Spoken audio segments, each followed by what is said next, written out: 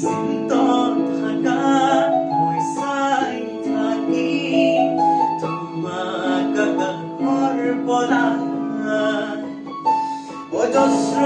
মৰম বিকল্প নকি আমাৰ দুয়োৰে